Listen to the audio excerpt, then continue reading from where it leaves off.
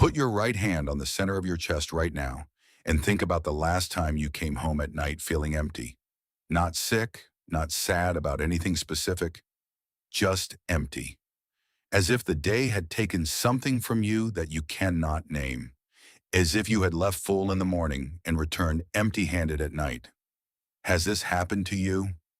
Jesus knew exactly what took it from you, and he knew how to stop it with three things you almost certainly have in your kitchen right now. In this video, you are going to understand why your body behaves like a door left open. You will know who enters through that door while you are not looking, and you will learn how to prepare tonight, with your own hands in your own home, what Jesus taught his disciples to close it. But there is something I need to tell you first. This does not work with just the ingredients. It works when you understand what each of them means. Because the difference between ordinary soap and what Jesus prepared that morning is not in the materials, it is in what he knew. And that morning begins here. It was very early. The sun had not yet fully risen. One of his disciples found him crouching in front of a small stone with oil on his hands, a white powder, and a fine-leaved herb between his fingers. He stopped. He looked.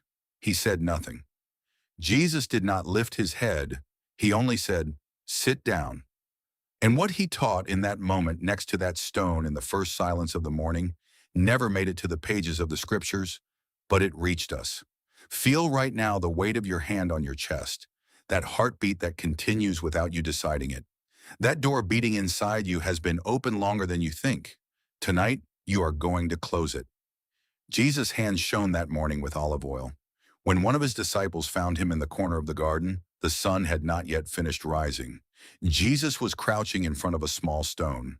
Between his hands there was something, a liquid, a white powder, and a small crushed fine-leaved herb. The disciple approached, stopped, and waited in silence to see what Jesus was doing without asking. Jesus did not lift his head, he only said, "Sit down." And that moment, the one that began next to that stone in the first silence of the morning, never made it to the pages of the scriptures. The disciple sat down. He watched. Jesus' hands moved very carefully, not in a hurry, but with an awareness of something. The oil, the powder, and the herbs slowly came together on the stone. And that disciple understood that morning that what he had before him was not a recipe, it was a door. "What is the body?" Jesus said. The disciple did not answer. He searched for the answer. Jesus waited. "A door," he finally said, lowering his voice. "A passage." Jesus lifted his head, looked at the disciple. "Yes, and every door has two sides. There is what enters from the outside in and what goes from the inside out. But some doors always remain open, both from the inside and from the outside. And when that door is left open, everything you carry during the day enters. Every word, every fear, every burden, everything your eyes touch, everything sound brushes against, everything. And when you come home at night, you bring those burdens in with you, and you can no longer know which is yours and which belongs to someone else. Do you think it is all yours?" The disciple looked at the hands, the mixture on the stone. "If you learn to close that door," Jesus said, "then you decide what enters and what does not enter during the day. The body belongs to you, and when the body belongs to you, the soul also belongs to you, because these two things were never separated." Why was this teaching lost? Because what it described was too simple, and what is too simple does not need intermediaries. Today we are going to talk about those three things, about the mixture that Jesus placed on the stone that morning, about what each one means, and about how you can prepare it tonight in your home. Without special ingredients, without a special place, without a specific time, and with what you have right now in your kitchen. But first, there is something you need to understand. This is not a soap recipe, it is a door. And a door is not opened only with the object, it is opened by knowing what each thing means. When Jesus taught it for the first time, he started exactly with that, with the scene, because without the meaning, three ingredients are just three ingredients. With the meaning, the body begins to remember. The first thing on the stone that morning was olive oil. Jesus had not chosen it at random. Olive oil was the only substance considered sacred in that geography, in that era. The king was anointed when he was chosen. The priest was anointed when he was consecrated. The sick were anointed when trying to heal. The body of the deceased was anointed when prepared for its final journey. The newborn was anointed when taking its first breath. Olive oil was at the threshold of every transition, at the beginning and at the end, in birth and in death, in sickness and in health. This was not a coincidence. That morning, while showing the olive oil to the disciple, Jesus said this oil carries the memory of the earth. Inside the olive tree, there is something that has waited for centuries. It has seen the rain, it has endured the drought, it has sprouted again from the root of the cut tree, it has germinated again on the burned earth. And it remembers all of that when you receive that memory in your body. That memory walks with you throughout the day. He showed his hands, poured a few drops into his palms, spread them slowly in circular motions, like someone recognizing something in what they touch, and like someone greeting something ancient. "Do you feel it?" he said to the disciple. "It is not cold, nor is it hot.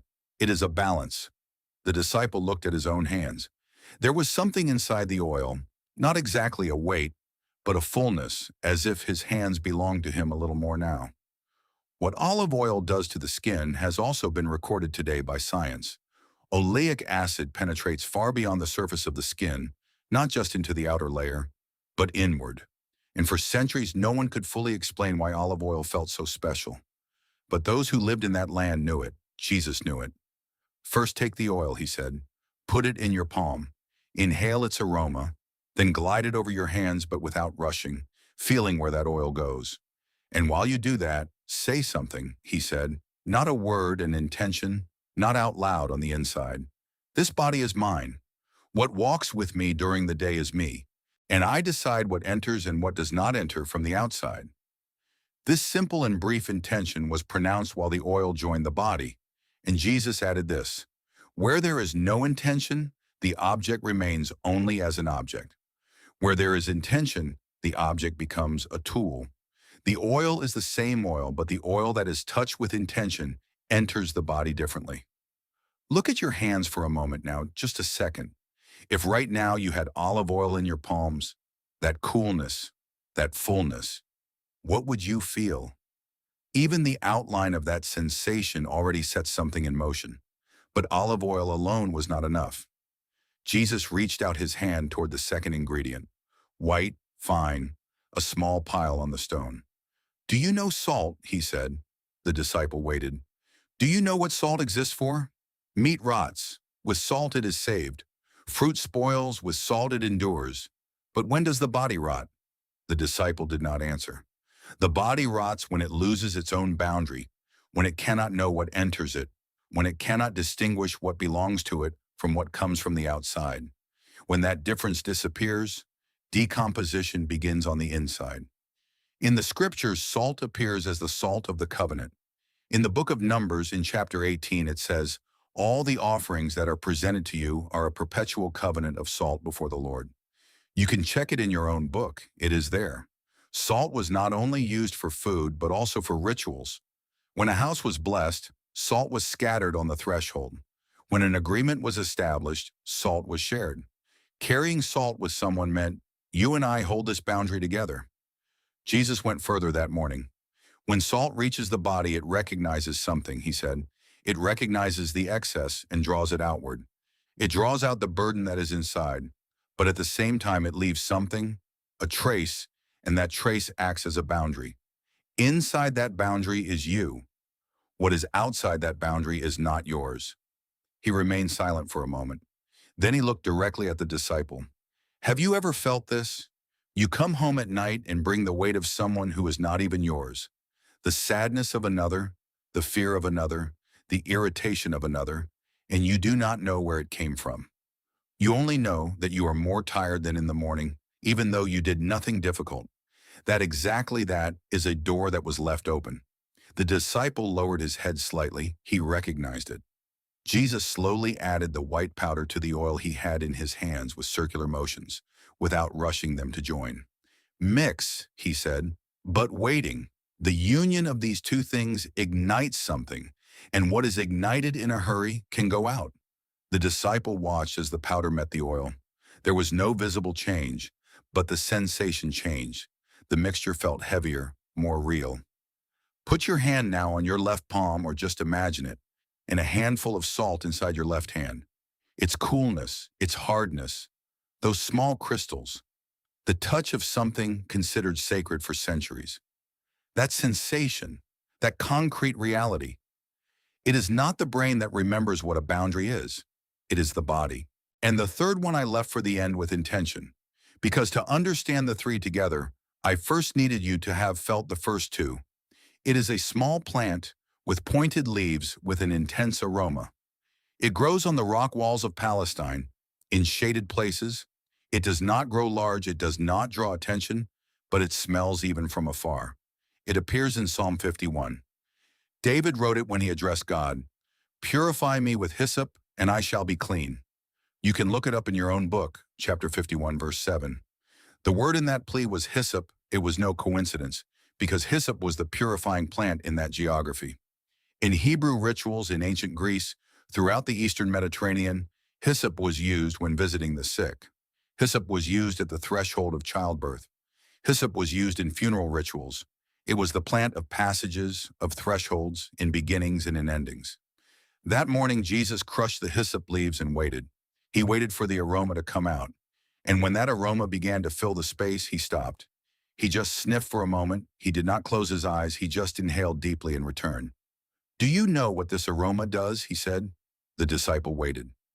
It goes to the brain, but not through the path where thoughts pass. Deeper, where memories or emotions pass. And when it gets there, the brain makes a decision. It says, clean zone. It says, safe place. And with that decision, the body releases something. It releases what it was holding. The tension dissolves, the shoulders drop, and with that drop, the space opens. Today, there are known things about this. The olfactory nerve, unlike all other senses, reaches directly into the deepest layers of the brain without passing through any filter. It is the fastest path, the most direct. At that time, no one could say this with these words, but they knew its effect. And Jesus added this. When the three things are together, the oil, the salt, this herb, they complete each other where the other is lacking. The oil leads inward, the salt draws the boundary. The herb sends the signal, and that signal says something simple. Here there is intention, here there is awareness. Where there is awareness, darkness cannot remain, just as the shadow falls to the ground when the light of day reaches it. Now in this moment, take a deep breath, just one, through your nose, slowly. And as you release that breath, think of everything that has entered and left you today. Every burden, every word, every contact. Imagine that you release it all now, that it goes after that breath that disperses. That feeling of emptying, of opening, is the outline of what hyssop does in the body. Why did this teaching not enter the text? Because it was too simple. The church loves complexity because complexity needs intermediaries. Simple things remain in the hands of the person, and if a person can protect themselves with something they have in their own hands, why would they look for a door outside? This knowledge was hidden, but it was not erased because olive oil was always in the kitchen, salt was always on the table, hyssop was always on the rock walls, in the herbal shops, in the gardens. Three things, all within reach and what they are when they come together. That knowledge could be hidden, but the three things themselves could not be hidden. 3 steps tonight with what you have right now in the kitchen. First step, 2 tablespoons of pure olive oil, preferably cold-pressed. Put it in a small bowl or in the palm of your hand. When you see the oil, stop for a second. Just look at it and tell yourself on the inside, out loud or in silence, it does not matter. This body is mine. This space is mine. A single phrase, but that phrase establishes the intention. And without intention, the oil is just oil. Second step, add a teaspoon of fine salt. Table salt also works, sea salt too. Mix in a circular motion slowly, and as you mix, feel. The union of these two things completes something. Softness and boundary, interior and protection. The more open the oil is, the firmer the salt is. They complete each other. Third step, hyssop can be found in any herbal shop, also online. The dried version can be turned into powder. If it is fresh, the leaves are crushed. A little is enough. Add it to the mixture, and this time, only in this step, inhale its aroma. A deep breath, just one, through your nose. slowly. And as that aroma enters, feel the three are together now. Done. Use it before showering or during your morning cleansing on your hands, arms, forehead. A very small amount is enough. While you apply it, remember only one thing. This is not just an oil mixture, it is an intention. And where the intention is alive, the object awakens. The first day you may not feel anything, you may feel something. The second day too. But by the third or fourth day, some people notice this. The things that come from the outside are the same, but their way of entering is different. A word someone says is heard, but it no longer settles in like before. A worry appears, but it does not take root, as if something inside had changed, as if a door had closed. And who closed that door? You tonight in 3 steps. At the end of the first week, some people say this: preparing these 3 things every morning changes the tone of the day. It is not just a habit, it is a reminder. This day is mine, this body is mine, and I decide what enters today. That reminder is carried throughout the day without realizing it. And there is something else. The people around you perceive it even if they cannot name it. Something in you is different, more settled. At the end of the first month, something else. The tiredness begins to decrease, but this decrease cannot be explained from the outside because outside nothing has changed. The same people, the same responsibilities, the same days, but inside something changed. The burden being carried decreased because you no longer mix the burdens of others with yours. The door closed, and in a closed door, who can enter? This afternoon or tomorrow morning you will hear a voice. What nonsense! Olive oil and salt are going to protect me. That voice is not yours. That voice is the voice of the system that for years told you, protection is in the church, knowledge is in the clergy. You alone are insufficient. And it speaks exactly when you are about to do this practice, because this practice makes that system unnecessary. A person who can do something with their own hands, in their own home, with their own body, no longer waits at any door. Do not argue with it. When you hear the voice, observe it as if you were looking at it from afar, and do it anyway. 3 steps tonight, just that. If you start with doubts, there is no problem. Jesus told the disciple that morning, complete faith is not needed. The only thing needed is intention. Intention can exist along with doubt. The important thing is to do. When you do it, the body understands. And when the body understands, the mind also begins to understand. Jesus told the disciples something else that morning. The last thing. His hands were still inside the mixture on the stone. He lowered his voice, and the disciple had to lean in a little to hear. Cleansing begins on the outside, but ends on the inside. The hands that cleanse the body first know the body. The person who knows their body also begins to know their soul. These 2 things were never separated. The church separated them. The body below, the soul above, the sinful body, the soul that must be purified. But that separation was invented. Whoever cleanses the body also cleanses the soul. Whoever cleanses the soul leaves a mark on the body. Everything passes from one to the other. The disciple looked at the mixture on the stone. So simple. 3 things. And yet something in him knew, not as an idea but as a recognition, that what he had just heard was real. This teaching was hidden for centuries. Because if a person can do something with their own hands, in their own home, with their own body, no one can stand in the way. And a relationship in which no one can stand in the way does not respond to the need of any institution. That is why this knowledge was hidden, but we found it, and tonight it is with you.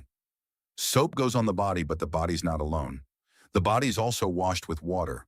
And what Jesus added to the water is much less known than these 3 ingredients, much less told. The 2 ingredients you add to the water change everything. If this story has transformed your way of seeing the simplest elements of your home, please subscribe and like our channel. We are unearthing the history they tried to bury. Cultivate your future. The next treasure will open very soon.